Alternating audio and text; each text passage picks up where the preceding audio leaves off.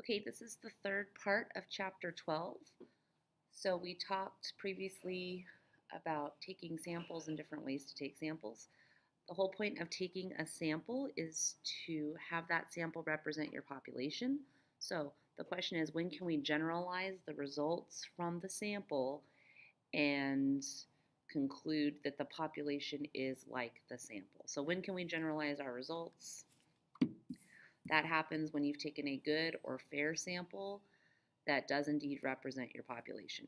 If you haven't taken a sample that represents your population, you've just wasted your time and your data is not worth reporting.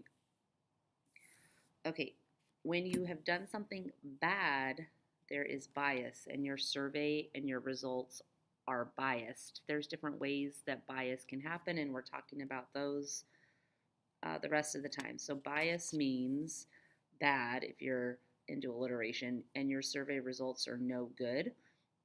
I probably should have also written that bias is when your sample does not represent your population for some reason. And it's not like you've done that on purpose. It's just happened with um, how you've designed your sample technique, how you've gathered your data, maybe how you've asked a question. So, I mean, no one sets out to do a bad survey, it just sometimes happens. All right, so one of the ways that there can be bias, if you've taken a voluntary response sample, automatically you've got voluntary response bias. So, voluntary response samples are not the best. You can't generalize to your entire population because people with strong opinions are likely to be overrepresented. So, I was looking at reviews for a cruise. A lot of the reviews said it was the best vacation ever. They would go again immediately. The other half of the reviews said this cruise line is no longer living up to their reputation, and they just didn't feel like they had gotten their money's worth. So we had people that had an awesome time, people that expected a whole lot more. Not very many people in the middle were represented. So that's the problem with voluntary response samples. Okay, another type of way that surveys can end up having results that you can't generalize to your population is something called non-response bias or non-response. It's like it sounds. You get people that don't respond.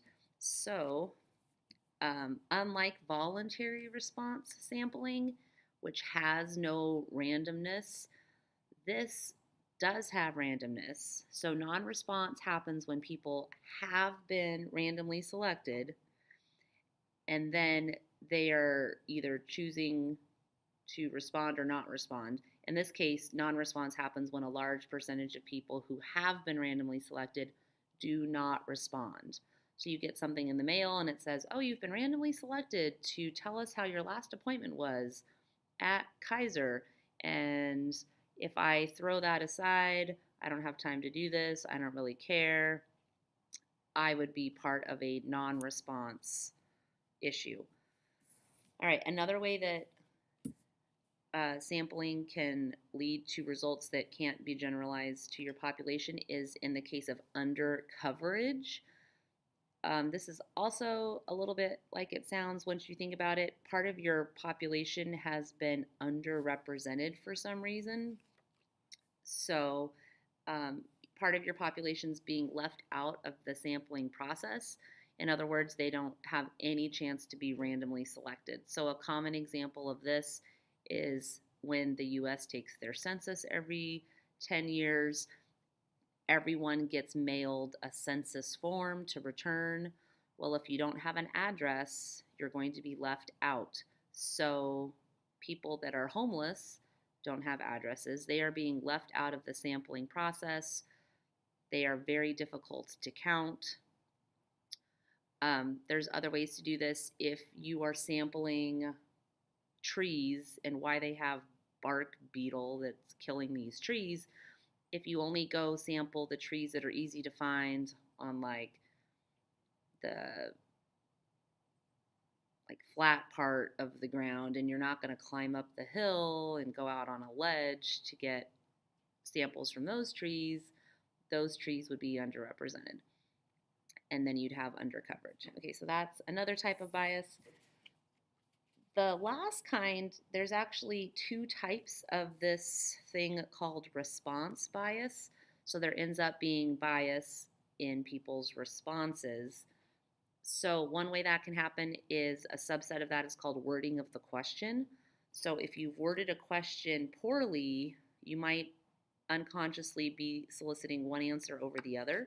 So this typically happens when there's been extra or and usually emotional information that gets added into the question. So a common example of this is something, and I think they've just changed the rules on this, but do you think that 18-year-olds in the military, since they're volunteering to die for us, should they be allowed to drink legally? That would be one way to ask a question. Another way would be to ask, do you think 18-year-olds in the military should be allowed to drink? So that question doesn't have the extra info about being willing to die for us. So having a carefully worded question will help make sure that you don't have this type of bias. And then finally, the other just generic response bias is when, so there's one other type, is when people tend to lie. Well, this is just how it happens. People tend to lie about undesirable behaviors, especially if they're doing a survey in person. So I know that Officer Moon has retired, and Officer Buckles, I believe, has come to the school.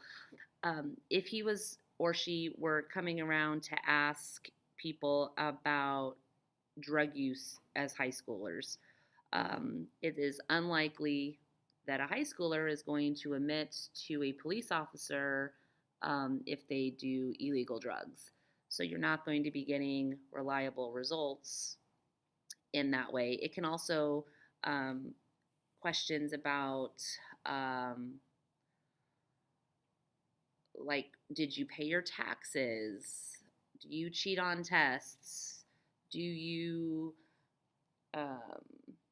ever see domestic violence happen? Anything like that, people are going to probably, or they tend to lie about those kinds of things. And if that happens, that's called response bias.